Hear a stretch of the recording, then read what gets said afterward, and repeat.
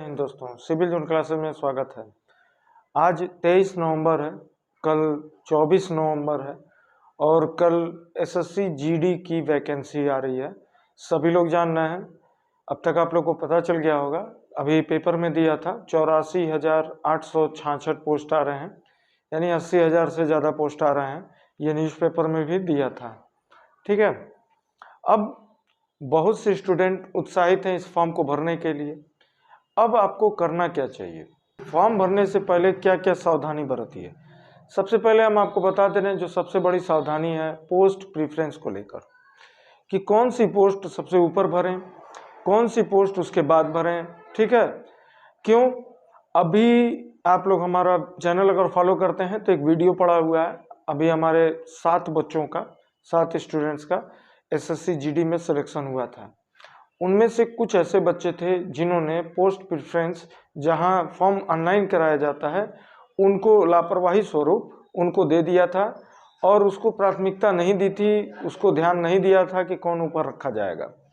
और बहुत से स्टूडेंट्स को जो फॉर्म के प्राथमिकता जो अपने अनुसार नहीं चूज किए थे, उन लोगों का पोस्ट अब जो पड़ा था उस वक्त वही मिल गया है। बाद में वो लोग हमसे बताएं तो बाद में हम लोग पता किए तो यही पता चला है कि अब नहीं हो सकता है, क्योंकि आप जो चूज कर लिए उसी में आपका चुनाव हो गया है। तो अब सबसे इम्पॉर्टेंट चीज़ ये है कि पोस्ट प्रेफरेंस कैसे भरेंगे। फॉर्म भरना हम आपको पूरा डिटेल बताएंगे कि कैसे आप फॉर्म को, पहले हम लोग पूरा नोटिफिकेशन जब हम पढ़ लेंगे कल, तो उसके बाद हम एक वीडियो बनाएंगे जिसमें आप आराम से फॉर्म भर लेंगे, हम आपको बताएंगे। फिर भी पोस्ट प्रेफरेंस के पहले जानना ये जरूरी है कि सबसे अच्छा पोस्ट कौन सा होता है। ठीक है, सबसे आगे क्या रखना चाहिए, किसमें सैलरी ज़्यादा है और रिस्क कम है। हम 8 सर्विसेज की बात करेंगे जो एसएससी जीडी कराता है। ठीक है, हम उसके बाद आप पे छोड़ देंगे कि आप जो भी पसंद आएगा वही आप फॉर्म में भरिएगा, सबसे ऊपर, उसके नीचे, उसके नीचे, उसके नीचे, जो भी।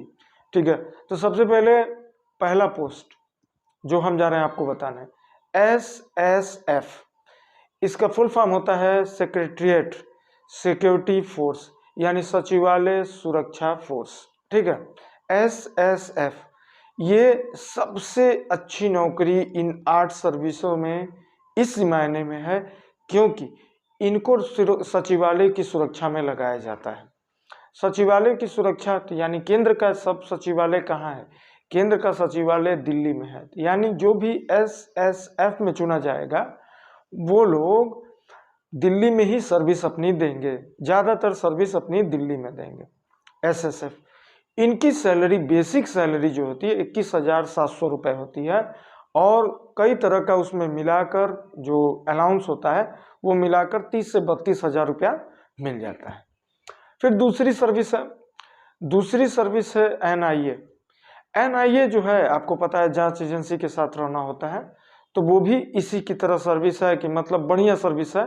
आराम की नौकरी, आराम नहीं हम कहेंगे, मतलब रिस्क उस्क नहीं है इसमें। ठीक है, इसकी भी सैलरी SSF के पास ही आसपास है। तीसरी SSB है। SSB जो है आपको पता है ये नेपाल बॉर्डर के साथ इसको रखा जाता है, नेपाल बॉर्डर के पास इसको रखा जाता है। इसकी भी बेसिक सैलरी 21,700 है, लेकिन बॉर्डर के साथ लगने के कारण इसकी सैलरी SSF और NIA की तुलना में अधिक है, यानी 30 से 35,000 के बीच में इसकी सैलरी बनेगी। चौथी सर्विस असम राइफल्स है। जो लोग सेना में जाना चाहते हैं वो लोग एसएससी जीडी के थ्रू सेना में जा सकते हैं। कई लोग ऐसे होते हैं जो सेना में जाना चाहते हैं, तो एक तरह से ये सैन्य रेजिमेंट ही है असम राइफल्स। आपको पता है सेना की सबसे पुरानी रेजिमेंट है, तो उसकी भी सैलरी जो इन तीनों की तुलना में अधिक होगी, कुछ अधिक होगी। चौथी सैलरी, इसकी भी कंडीशन, वर्किंग कंडीशन बढ़िया है, पूर्वोत्तर भारत में नौकरी करना होता है और कुल मिला जुला के अच्छी नौकरी है, बेहतर नौकरी है। हमारे एक स्टूडेंट हैं असम राइफल्स में, इस वक्त 2 स्टूडेंट्स हैं जो असम राइफल्स में अपनी सर्विस दे रहे हैं और बताते हैं कि बहुत अच्छा कंडीशन है, कोई दिक्कत नहीं है। ठीक है, पांचवें पे अगर हम रखेंगे तो हम CISF को रखते हैं। CISF जो है वो भी अच्छी नौकरी है। इसकी भी बेसिक सैलरी जो होती है वो इन्हीं मतलब SSF NIA के आसपास रहती है।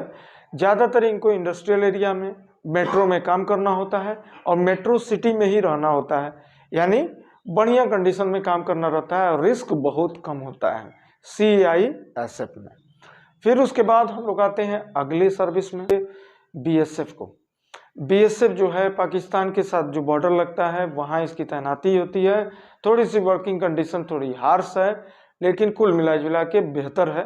ठीक है, BSF जो है वो बॉर्डर एरिया में रहती है, लेकिन अगर यही BSF को जम्मू कश्मीर में अगर तैनात किया जाएगा तो इसकी सैलरी बढ़ जाएगी, आपकी सैलरी ज़्यादा मिलेगी। जो सुरक्षा अलाउंस होता है, सिक्योरिटी अलाउंस होता है, वो आपको 20,000 के आसपास, 15 से 20,000 के आसपास बढ़ जाएगा, यानी सैलरी 50,000 के आसपास पहुंच जाएगी। ठीक है ना।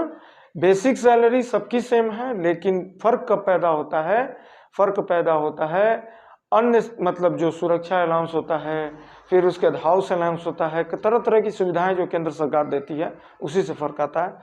फिर उसके बाद हम लोग रख सकते हैं CRPF को। CRPF जो है सबसे अच्छी नौकरी है उनके लिए, उन युवाओं के लिए जो साहसी नौकरी पसंद करते हैं। इसमें रिस्क होता है, इसमें कोई दो राय नहीं है, क्योंकि आपको हमेशा मिलिटेंट से लड़ना होता है, यानी जम्मू कश्मीर में आपको रहना होता है, आपको छत्तीसगढ़ में रहना होता है, नक्सली ऑपरेशन में रहना होता है। लेकिन अन्य जो भी सर्विसेज हैं इनमें उनकी तुलना में CRPF में बहुत ज़्यादा सैलरी मिलती है। बेसिक सैलरी सबकी सेम है, लेकिन CRPF में जो सिक्योरिटी अलाउंस है वो बढ़ जाता है। और अगर आप कोबरा रेजिमेंट में चले गए, कोबरा में चले गए, तो आप और अच्छा सैलरी आपको मिलेगा। लेकिन CRPF जो होता है वो कंडीशन थोड़ी हार्ड होती है करना। तो बहुत से स्टूडेंट्स जो होते हैं वो हमेशा हमसे पूछते थे कि कौन सी सर्विस सबसे ऊपर रखी जाए, तो हम सभी सर्विसों के बारे में आपको बता दिए हैं। अगर इसके बाद भी कुछ डाउट हो तो आप कमेंट करके हमको बताइएगा, ठीक है, तो उसको हम दूर करने की कोशिश करेंगे। जैसे SSC GD अपना वैकेंसी जो नोटिफिकेशन ऑफिशियल आ जाता है, तो हम उसके बारे में आपको पूरा डिटेल बताएंगे, तभी आप फॉर्म भरिएगा जो भी हमसे जुड़े हुए हैं। ठीक है, तो उम्मीद है कि आपका बहुत बहुत जो भी कन्फ्यूजन है दूर करने में ये वीडियो बहुत महत्वपूर्ण होगा। इसके बाद भी अगर कोई दिक्कत होगी तो आप कमेंट करके हमको बताइएगा, हम उसको दूर करने की कोशिश करेंगे। तब तक के लिए जय हिंद, जय भारत।